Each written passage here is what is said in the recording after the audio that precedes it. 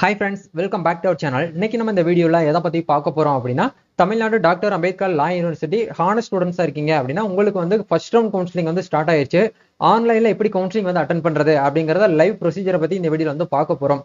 இந்த ஆன்லைன் கவுன்சிலிங்னா வேற ஒன்றும் கிடையாது, டாக்குமெண்ட் வந்து அப்லோட் பண்ண சொல்றாங்க. இந்த டாக்குமெண்ட் வந்து எப்படி ஒரு சரியான ஒரு முறையில வந்து உங்க மொபைல் ஃபோன் மூலமா அப்லோட் பண்றது அப்படிங்கிற ஒரு ப்ரொசீஜர் இந்த வீடியோல வந்து பார்க்க போறோம். வீடியோ வந்து ஸ்கிப் பண்ணாம ஃபுல்லா பாருங்க. வீடியோக்குள்ள போறதுக்கு முன்னாடி பார்த்தா நம்ம சேனலை நீங்க ஃபர்ஸ்ட் டைம் பாக்குறீங்க அப்படின்னா இந்த வீடியோக்கு கீழே இருக்கக்கூடிய ரெட் கலர் சப்ஸ்கிரைப் பட்டனையும் பக்கத்துல இருக்கக்கூடிய அந்த பெல் பண்ணி கிளிக் பண்ணி ஆளுங்கிறத எனபிள் பண்ணிச்சுக்கோங்க நண்பா. நம்ம சேனல்ல இருந்து போஸ்ட் பண்ணக்கூடிய ஒவ்வொரு லேட்டஸ்ட் இன்ஃபர்மேஷன் எல்லாமே உங்களுடைய மொபைல் நோட்டிபிகேஷன்ல வரும். ஈஸியா நீங்க மிஸ் பண்ணாம பார்த்து தெரிஞ்சுக்க முடியும். சரி வாங்க இப்ப நம்ம டைரக்டா வீடியோக்குள்ள போகலாம். முதல்ல உங்களுக்கு வந்து கண்டிப்பா இந்த மாதிரி ஒரு மெயில் அப்படிங்கிறது இப்போ ரீசெண்டா இன்னைக்கு காலையில இருந்து ஜென்ரேட் ஆயிட்டு இருக்குது.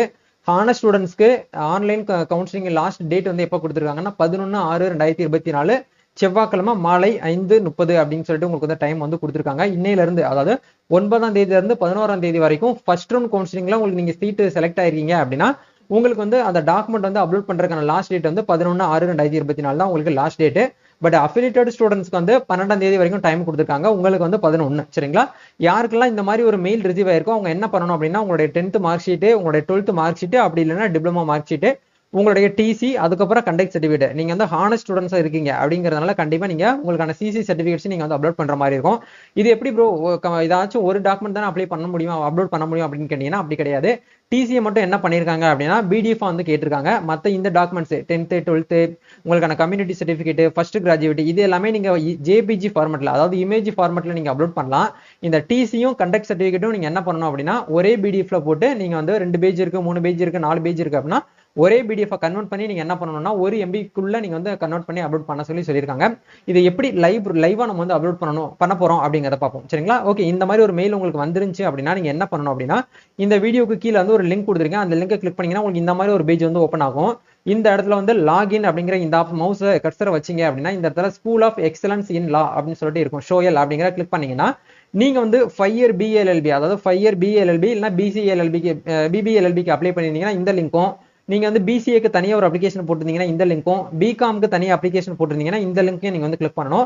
நீங்க லிங்க் கிளிக் பண்றதுல மார்பட்டு நீங்க கிளிக் பண்ணிட்டீங்கன்னா நீங்க என்னதான் உங்களுடைய ரெஜிஸ்ட்ரேஷன் நம்பரை டேட்டா பத்தி போட்டு பாத்தீங்கன்னா உங்களுக்கு லாகினே ஆகாது. நீங்க எந்த கோர்ஸுக்கு அப்ளை பண்ணிருக்கீங்களோ அந்த கோர்ஸுக்கு நேர இருக்கக்கூடிய லிங்கை நீங்க வந்து கிளிக் பண்ணுங்க. இப்போ எக்ஸாம்பிளுக்கு ஒரு ஸ்டூடெண்ட் வந்து பிஎல்எல்பிக்கு தான் அப்ளை பண்ணிருக்காங்க, நான் தான் அப்ளை பண்ணி கொடுத்தேன்.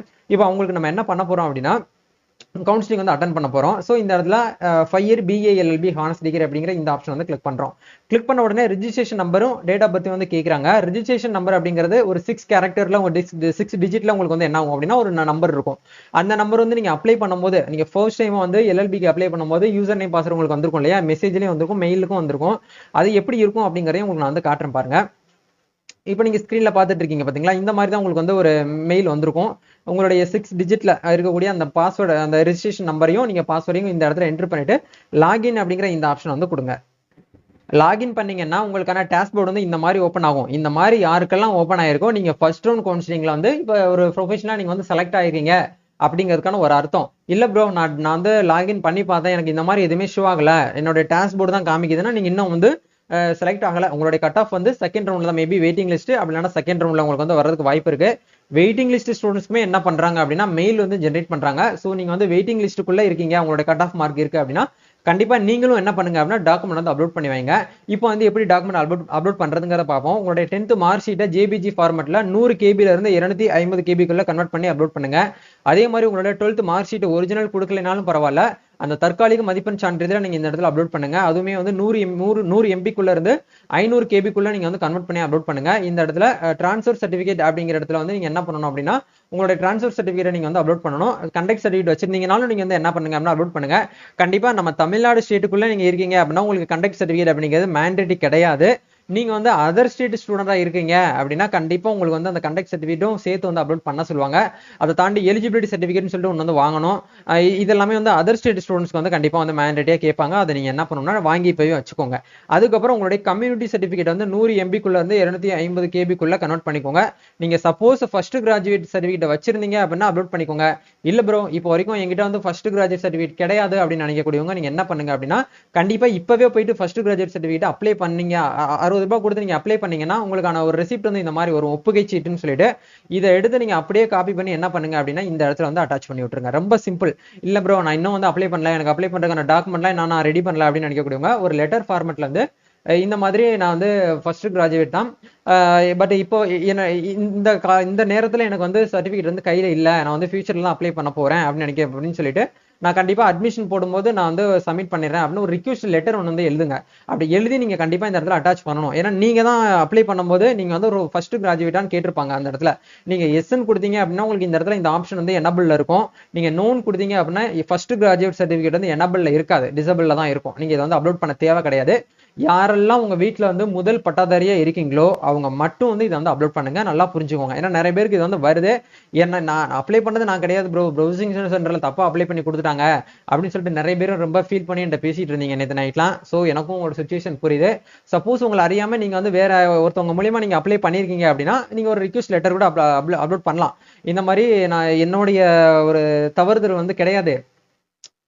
தனிப்பட்ட முறையில் நான் ப்ரௌசிங் சென்டர் அப்ளை பண்ணல, அவங்க மாத்தி அப்ளை பண்ணிட்டாங்க. ஸோ தயவு செய்து என்னுடைய அந்த முதல் பட்டதாரி அப்படிங்கிற அந்த இடஒதுக்கீடுல வந்து என்னை வந்து நீக்கம் பண்ணுங்க அப்படின்னு சொல்லிட்டு நீங்க தமிழ்ல எழுதினீங்கனாலும் ஓகே, இங்கிலீஷ்ல எழுதி நீங்க இந்த இடத்துல அப்லோட் பண்ணீங்கனாலும் சரி. அப்லோட் பண்ணீங்க அப்படின்னா கரெக்டா யூனிவர்சிட்டி என்ன பண்ணுவாங்கன்னா அந்த இடத்துல நீங்க ஃபர்ஸ்ட் கிராஜுவேட்ல இருக்கக்கூடியவங்களை வந்து நோன் கொடுத்து ரிமூவ் பண்ணிடுவாங்க. இதுதான் வந்து பாத்தீங்கன்னா ப்ரொசீஜர். இது எல்லாமே நீங்க வந்து கம்ப்ளீட் பண்ணிட்டு ஒன்ஸ் வந்து கரெக்டா தான் அப்லோட் பண்ணிருக்கீங்களா அப்படிங்கிற வெரிஃபை பண்ணிக்கோங்க. வெரிஃபை பண்ணிட்டு இந்த இடத்துல சப்மிட் அப்படிங்கிற இந்த ஆப்ஷன் வந்து கொடுங்க. அப்லோட் பண்ணிட்டு சப்மிட் கொடுத்தீங்க அப்படின்னா உங்களுக்கான அப்ளிகேஷன் ப்ரொஃபைல் பேஜுக்கு வந்துடும். உங்க போட்டோ இருக்கும். நீங்க எந்த கோர்ஸ்க்கு வந்து அப்ளை பண்ணிருக்கீங்களோ அந்த கோர்ஸ் நேம் வந்து காமிச்சிருப்பாங்க. நீங்க உங்களோட டேட் ஆஃப் பர்த் என்ன, உங்களோட மொபைல் நம்பர் என்ன, நீங்க என்ன கம்யூனிட்டி பிரிவினரை சேர்ந்திருக்கீங்க அப்படிங்கிறது எல்லாமே வந்து இந்த இடத்துல ஷோ பண்ணிருப்பாங்க. இவ்வளவுதான், ரொம்ப சிம்பிள். ஆன்லைன்ல கவுன்சிலிங் அட்டன் பண்றது இருக்கிறதுலே ரொம்ப சிம்பிளான ஒரு ப்ரொசீஜர் வந்து எல்எல்பி கவுன்சிலிங் தான். நீங்க இந்த டாக்குமெண்ட் மட்டும் அப்லோட் பண்ணிட்டு வெயிட் பண்ணிக்கோங்க. இதுக்கப்புறம் நீங்க எதுவுமே பண்ண தேவை கிடையாது. நீங்க என்ன பண்ணுங்கன்னா வெயிட் பண்ணுங்க. அலாட்மெண்ட் வர்ற வரைக்கும் நீங்க என்ன பண்ணணும் அப்படின்னா வெயிட் பண்ற மாதிரி இருக்கும். அலாட்மெண்ட் லெட்டர் வந்துருச்சு அப்படின்னா உங்களுக்கு எந்த காலேஜ்ல வந்து ஹானஸை பொறுத்த வரைக்கும் நீங்க வந்து சென்னையில் தரமணியில் தான் போயிட்டு வந்து படிக்கிற மாதிரி இருக்கும். அதாவது யூனிவர்சிட்டி கேம்பஸ்குள்ள நீங்க அஃபிலியேட்டட் காலேஜுக்கு அப்ளை பண்ணிட்டு வெயிட் பண்ணிட்டு இருக்கீங்க அப்படின்னா கண்டிப்பா உங்களுக்கு அலாட்மெண்ட் ஆர்டர்ல வந்து என்ன ஆகும் அப்படின்னா எந்த காலேஜ்ல வந்து சீட் வந்து உங்களுக்கு கிடைச்சிருக்கோ அந்த காலேஜ்ல போயிட்டு அதெல்லாம் டவுன்லோட் பண்ணி டாக்குமெண்ட்லாம் ரெடி பண்ணி நீங்க வந்து அட்மிஷன் வந்து போடுற மாதிரி இருக்கும். இதெல்லாம் வந்து உங்களுக்கு அடுத்தடுத்த வீடியோல உங்களுக்கு ஷேர் பண்றேன். இப்போதைக்குன்னு யூனிவர்சிட்டி சைட்ல இருந்து அஃபிலியேட்டட் லா காலேஜுக்கும் ஹானஸ்க்கு சோயில் ஸ்டூடெண்ட்ஸ்க்கும் என்ன பண்ணிருக்காங்க அப்படின்னா ஃபர்ஸ்ட் ரவுண்ட் கவுன்சிலிங்ல வெயிட்டிங் லிஸ்ட்ல இருக்கக்கூடிய ஸ்டூடெண்ட்டுக்கும் வந்து என்ன பண்ணிருக்காங்கன்னா மெயில் அனுப்பிட்டு வராங்க. மெயில் உங்களுக்கு எப்போ வேணாலும் வந்து ஜென்ரேட் ஆகலாம். ஸோ நீங்க வந்து அடிக்கடி உங்களுடைய மெயிலை வந்து செக் பண்ணுங்க. மெயில் ஐடிக்கு ரிட்டன் நீங்க மெயில் வந்து அனுப்ப தேவையில்லை. நான் வந்து ஒவ்வொரு வீடியோலையும் சொல்றேன். இது அப்லோட் பண்ணதுக்கு அப்புறம் மறுபடியும் மெயிலுக்கு நான் ரிப்ளை பண்ணணுமான்னு கேட்டீங்கன்னா நீங்க பண்ண தேவை கிடையாது. இதோட உங்களுடைய ப்ராசஸ் எல்லாமே ஆன்லைன் ப்ராசஸ் வந்து கம்ப்ளீட் ஆயிருச்சு. இனி நெக்ஸ்ட் ப்ரொசீஜர் உங்களுக்கு என்ன அப்படின்னா உங்களுடைய அலாட்மெண்ட் ஆர்டர் வர்ற வரைக்கும் நீங்க வந்து வெயிட் பண்ணுங்க. அதுக்குள்ள நீங்க உங்களுடைய ஒரிஜினல் டாக்குமெண்ட்ஸ்லாம் எவ்வளவு சீக்கிரம் நீங்க வந்து கலெக்ட் பண்ணி வைக்க முடியுமோ அவ்வளவு சீக்கிரம் கலெக்ட் பண்ணிட்டு ரெண்டு செட் ஜெராக்ஸ் 3 செட் ஜெராக்ஸ் போட்டு நீங்க ப்ராப்பரா ரெடி பண்ணி வச்சுக்கோங்க.